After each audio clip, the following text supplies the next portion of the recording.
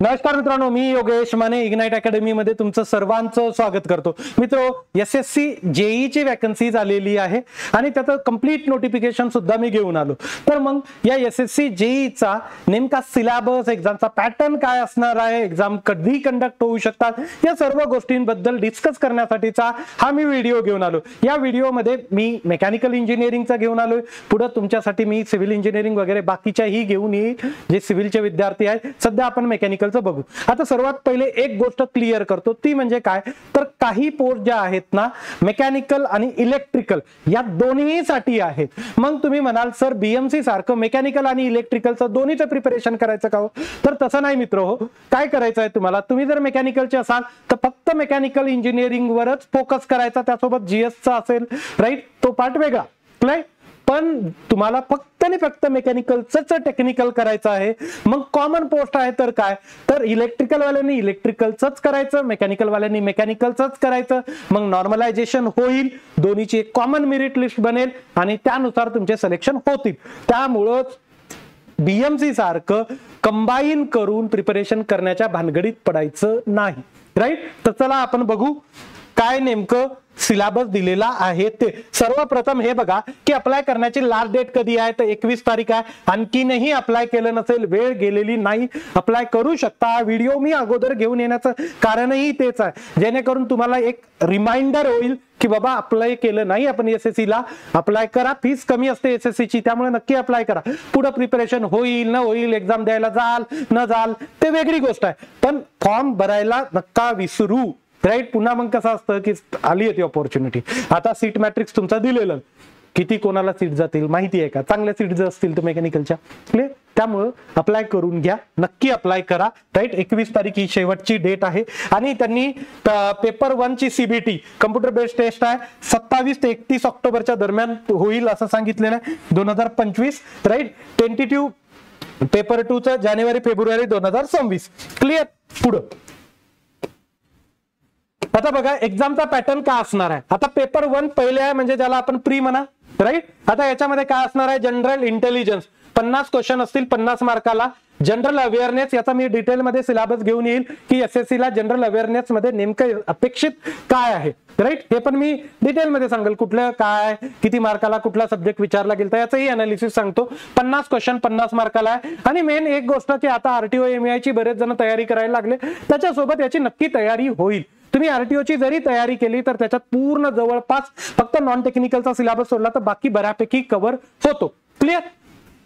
त्यानंतर बघा हे 3 पैकी एक तुम्हाला घ्यायचं. सिव्हिल असाल तर सिव्हिल, मेकॅनिकल असाल तर मेकॅनिकल, इलेक्ट्रिकल असाल तर इलेक्ट्रिकल. 100 क्वेश्चन 100 मार्काला 2 तासाचा पेपर असेल. 200 क्वेश्चन टोटल होतील. नॉन टेक्निकल 100 आणि टेक्निकल 100. त्यानंतर पेपर 2 असेल तुमचा. पेपर 2 मध्ये बघा तुम्हाला टेक्निकल घ्यायचं. सिव्हिल वाल्यांनी सिव्हिलचा पेपर, मेकॅनिकल वाल्यांनी मेकॅनिकलचा, इलेक्ट्रिकल वाल्यांनी इलेक्ट्रिकलचा. 100 क्वेश्चन 300 मार्काला असतील आणि 2 तासाचा कालावधी असेल. आता बघा पेपर 1 ला म्हणजे सीबीटी 1 म्हणा तुम्ही, सीबीटी 1 ला 1/4 निगेटिव्ह असेल म्हणजे 0.25 निगेटिव्ह आहे.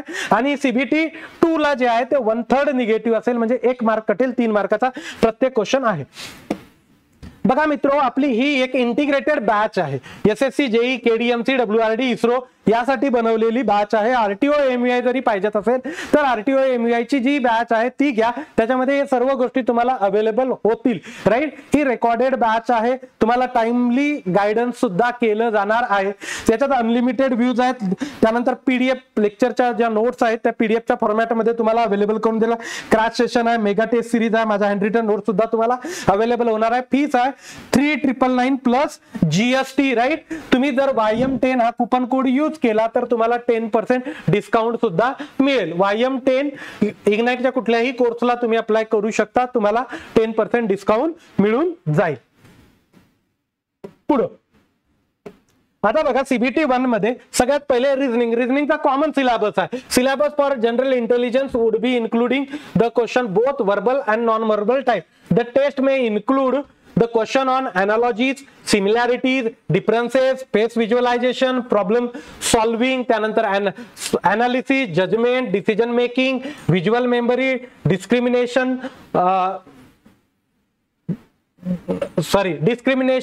observation, relationship concept, arithmetical reasoning, verbal and figure classification, arithmetical number series, right, etc. The test will include the question designed to test the candidate ability to deal with the abstract idea and symbols and their relationship, arithmetical computations and other analytical functions. म्हणजे जे general reasoning तुमचं असतं almost त्याच type मधलं reasoning आहे, फक्त दोन्ही आहे. काय म्हणते त्यांनी, व्हर्बल आणि नॉन व्हर्बल दोन्ही याच्यामध्ये कव्हर केले गेलेले आहेत. राईट, व्हर्बल आणि नॉन व्हर्बल रिझनिंग याच्यामध्ये कव्हर केलं गेलेलं आहे. आता बघा जनरल अवेअरनेस मध्ये काय नेमकं विचार, the question will be aim to test the candidate general awareness of the environment around him and its application to the society. The question will be based on the design to test the knowledge of current events and such as matter of everyday observation and experience in their scientific aspect as may be expected of any educated person. The test will be also include the question related to India and its neighboring countries, specifically pertaining to history. आता इथून चालू झालं, history, culture, geography, economic, science, right, general polity and scientific research etcetera. त्याच्यामध्ये मागच्या पेपरमध्ये किती question कशावर विचारले होते हे मी सेपरेट घेऊन येणार आहे. या दोन पार्टचं आहे ना, कशावर किती क्वेश्चन विचारले याचं सेपरेट अनालिसिस तुमच्यासाठी मी घेऊन येईल. सध्याचं हे आपला पार्ट नाही, मेन आपल्याला टेक्निकल कडे यायचं होतं, जेणेकरून तुम्हाला आरटीओ सोबत ही सुद्धा तयारी करता येईल. आता ते बघा 50-50 क्वेश्चन होते, हे 100 क्वेश्चन 100 मार्काला आहेत. राईट, 100 क्वेश्चन 100 मार्काला. आता याच्यामध्ये पेपर 1 मध्ये काय दिलेलं आहे बघा, theory of machine and machine design, engineering mechanics and strength of material, SOM, TOM आणि डिझाईन एकत्र दिलं, सॉम, टॉम आणि design. Properties of pure substance थर्मोडायनामिक्सचं, त्यानंतर first law of thermodynamics, second law of thermodynamics, air standard cycle for IC engine performance, त्यानंतर IC engine combustion, IC engine cooling lubrication, रँकेन of system, boiler, आपल्या याच्यामध्ये सर्व syllabus आहे. Classification, specification, fitting accessories, air compressor सुद्धा आहे. There cycle, refrigeration cycle, principle of refrigeration plant, nozzle and steam turbine. आता तुम्ही म्हणाल सर वरच्याचा डिटेलमध्ये सिलेबस दिलाच नाही, मी मेन्स मधून समजावून सांगतो ना, फक्त इथे एवढं लक्षात घ्या, सॉम, टॉम आणि एमडी, सॉम, टॉम आणि एमडी हे पण आहे. त्यानंतर हे थर्मोडायनामिक्स, आयसी इंजिन, आरएसी, हे काय आहे, थर्मो खाली थर्मो, आरएसी आणि आयसी. राईट, डिटेल मध्ये यांचं तरी थोडं डिटेल दिलं, वरच्यांचं फक्त नाव दिलं, बाकी पुढे मी सांगतो त्यांना. Properties and classification of fluids, right, fluid static, measurement of a fluid, pressure, fluid kinematics, dynamics of ideal fluid, measurement of a flow rate, त्यानंतर basic principle, hydraulic turbine, centrifugal pump, classification of steel. Right, आता बघा classification of steel जर म्हणलं तर हा तुमचा material सायन्सचा part आहे. सेंट्रिफ्युगल पंप आणि हायड्रॉलिक टर्बाइन लिहिलं, रेसिप्रोकेटिंग पंप त्यांनी मेन्शन केलं नाही. फ्लुइड मशीन, एफएम आणि एचएम, काय सोडतायत बाबा, सगळेच घेतायत वाटतं. एफएम आणि एचएम, वर SOM, TOM, design, thermo, RAC, IC, इथं एफएम, एचएम. जनरल जो सिलेबस आहे ना तुमचा तोच तुम्हाला करायचा असतो. आता इथं बघा, हे झालं काय तुमचं, हे झालं तुमचं पेपर 1 मध्ये क्लिअर, म्हणजे जे सीबीटी 1 म्हणतो ना त्याच्यासाठीचा हा सिलेबस झाला. आता सीबीटी 2 चा, राईट, कसं आहे तुम्हाला सीबीटी 2 ची तयारी करत सोबतच होणार आहे. म्हणजे काही सब्जेक्ट जे आहेत ना दोन्हीचे, सीबीटी 1 आणि सीबीटी 2 साठी सुद्धा तुमचे तयार होणं गरजेचं आहे. आता बघा इथं mechanical engineering, theory of machine and machine design, तुम्हाला म्हटलं तर ना पुढे याचा डिटेलमध्ये सिलेबस दिला, अगोदर फक्त नाव दिलं पेपर 1 साठी. पेपर 1 ची डेप्थ कमी असणार आहे, कारण क्वेश्चन कमी कालावधीमध्ये सॉल्व्ह करायचे आहेत. राईट, 100 क्वेश्चन टेक्निकलचे, नॉन टेक्निकलचे 100, 200 क्वेश्चन तुम्हाला फक्त 2 तासात सॉल्व्ह करायचे.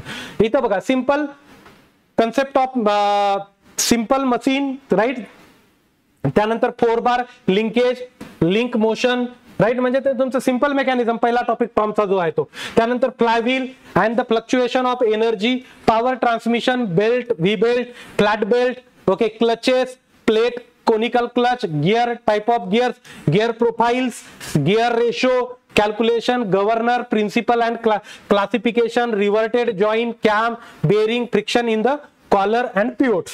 राईट, हे तुमचा कशाचा आहे, टॉमचा सिलेबस दिलेला आहे, हे टॉम आणि मशीन डिझाईन.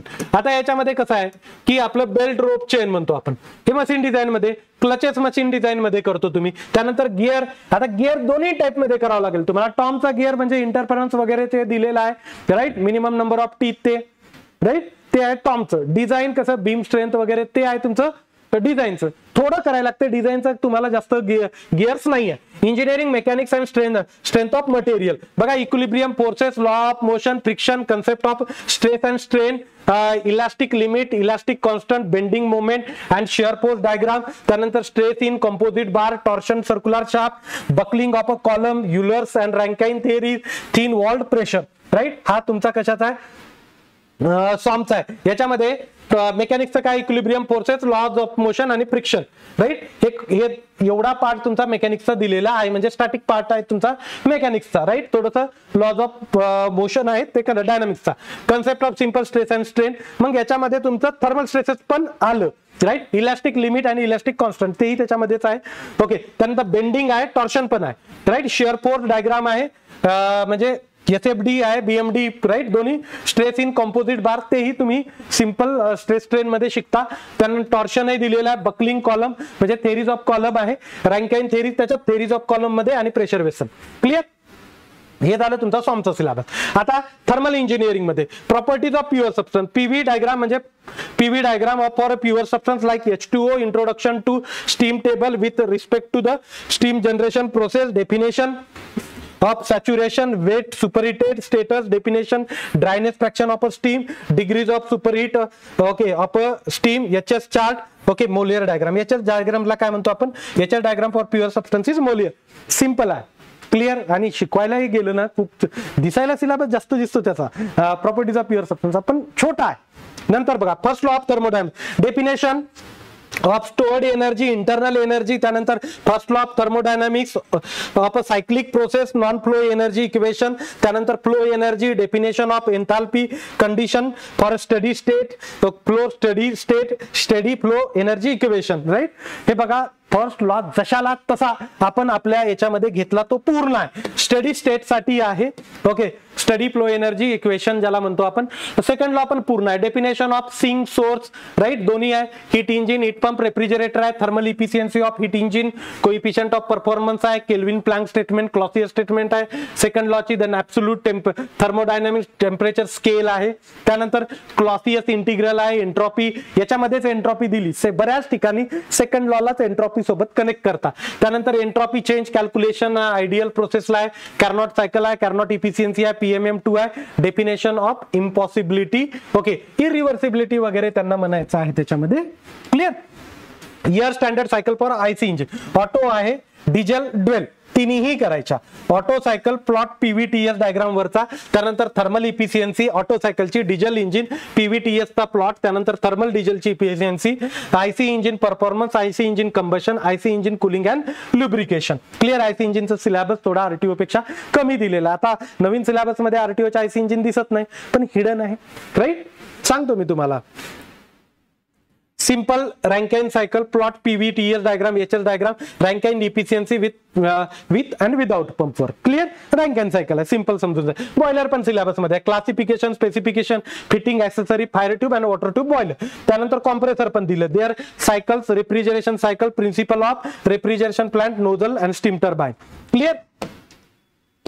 पुढं आता फ्लूइड मेकॅनिक्स अँड मशिनरी, त्याच्यामध्ये properties and classification, ideal and real fluid, Newton's law of viscosity, त्यानंतर Newtonian, non Newtonian fluid, compressible and incompressible process म्हणजे फ्लूइड स्टॅटिकचा पार्ट आहे. Okay, pressure at a point, pressure measurement, measurement of pressure, manometer, U tube आणि incline tube. त्यानंतर kinematics, stream line, stream line, laminar and turbulent flow, external and internal flow, continuity equation, right. त्याचसोबत dynamics, Bernoulli's equation, total head, velocity head, pressure head, application of Bernoulli's equation म्हणजे venturimeter, orificemeter आणि Pitot tube. Clear. त्यानंतर measurement of a flow, इथं खाली दिलेलं आहे, त्या तिन्हीचे नावं दिलेले आहेत, राईट. व्हेंचुरीमीटर, पिटोट ट्यूब आणि orificemeter. Hydraulic turbine classification and principle, centrifugal pump म्हणते क्लासिफिकेशन, प्रिन्सिपल, परफॉर्मन्स, राईट. हे कशाचा परफॉर्मन्स दोन्हीच आहे पाहिजे ते तुम्हाला, पंपचा पाहिजे ते आणि याचा आहे पण टर्बाईनचा पण पाहिजे. आता इथं आहे classification of steel. Mild steel म्हणजे मटेरियल मध्ये चाललो आपण. Alloy steel, heat treatment of steel, welding आता चालू झालं, production clear. Arc welding, gas welding, resistance welding, specification of welding technologies right, TIG, MIG etcetera, brazing, soldering, welding defect, testing, NDT, foundry classification method, defect, different, casting process, forging. आता casting RTO MUI ला नाही पण SSC ला आहे. Casting भरपूर ठिकाणी असतं, welding आहे करावं लागतं राईट. ऍडिशनल तेवढंच आहे, बाकी सगळं तुम्हाला RTO ला दिसेल क्लिअर. त्याचसोबत बघा foundry and casting method, defect, different casting process, forging, exclusion, extra metal cutting, principle cutting tools, basic principle of machining with lathe, milling, drilling, shaping, grinding, okay, machines, tool and manufacturing process. हे सगळं काही तुम्हाला दिलेलं आहे कशात, हे प्रोडक्शनचा material सायन्सचा पार्ट आहे क्लिअर. आता बघा अशा ज्या ज्या सर्व गोष्टी आहेत, मग सेंट्रलच्या असो की स्टेटच्या असो, मी पूर्णपणे माझ्या प्रमाणे व्यवस्थित बघून सर्व गोष्टींबद्दलचं नॉलेज घेऊनच तुमच्यापर्यंत पोहोचत असतो. कसं प्रिपरेशन असायला पाहिजे ते, सोबत वेगवेगळ्या एक्झामचं कसं प्रिपरेशन केलं पाहिजे ते, नवीन येणारा ऍडव्हर्टाइजमेंट, सर्व काही मी तुमच्यासाठी घेऊन येत जाईल. इग्नाइट मेकॅनिकलच्या टेलिग्राम चॅनल जॉईन करून घ्या, डिस्क्रिप्शन मध्ये तुम्हाला त्याची लिंक मिळेल. ओके, 4x8996116 हे आपला कॉन्टॅक्ट नंबर आहे, तो पण तुम्हाला डिस्क्रिप्शन मध्ये मिळेल. युट्यूबचं चॅनल आपलं सबस्क्राईब केलं नसेल तर ते करून घ्या. तुम्हाला RTOची जर बॅच घेतली तर त्याच्यात बऱ्याचशा गोष्टी तुमच्या RTOच्या मेन्स मध्ये कव्हर होतील. त्याच्यात SSC, KDMC, त्यानंतर WRD, इस्रो, हे सर्व काही ऍडिशनल लागतं ते मी RTO MUIच्या बॅच मध्ये तुम्हाला प्रोव्हाइड करून देतो. तुम्हाला डिस्काउंट लागत असेल तर YM10 हे कुपन कोड सुद्धा यूज करू शकता, तुम्हाला 10% डिस्काउंट सुद्धा मिळेल. मी इथं थांबतो. Thank you so much guys for listening. Thank you so much.